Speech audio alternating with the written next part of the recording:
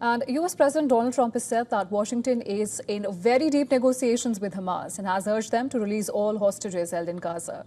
Now, Trump told reporters that the situation will be tough and nasty if Hamas continue to hold Israeli hostages.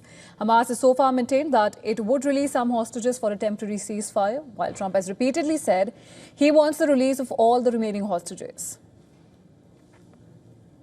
We're in very deep negotiation with Hamas.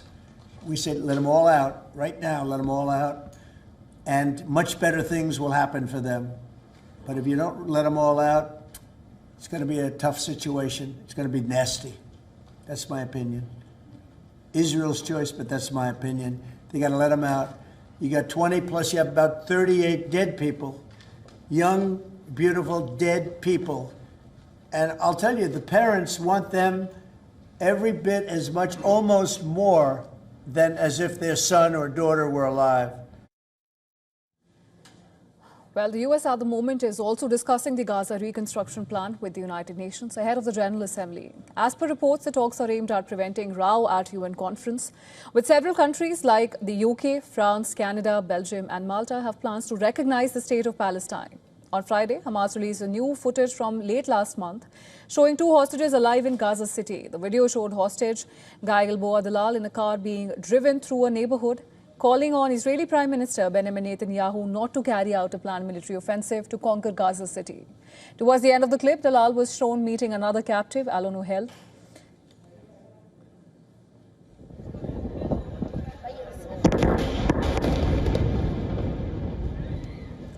Meanwhile, Israel carried out another strike on a 14-story Mushtaha building in Gaza City. Residents in the city said that Israel had bombed several high-rise towers on Friday.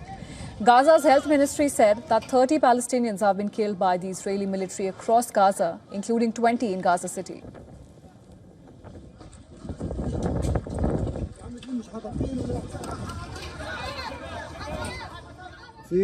I live on the 11th floor, and we have a neighbor who lives on the 8th floor. He received a call from Israeli intelligence telling him to evacuate the tower within 10 minutes because it would be bombed. He told him he will get back to him in 10 minutes. He called him again after 15 minutes and said everyone should evacuate as they intend to target the whole building. We ran away, gathered our belongings, and came here.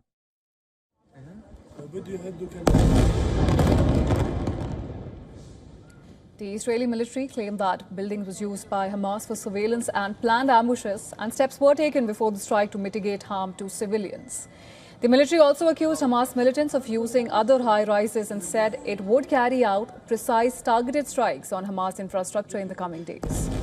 Now, on the other hand, World Health Organization chief Tedros Adhanom Ghebreyesus has once again urged Israel to stop the catastrophe of people starving to death in Gaza, saying at least 370 people had died from malnutrition since the war began.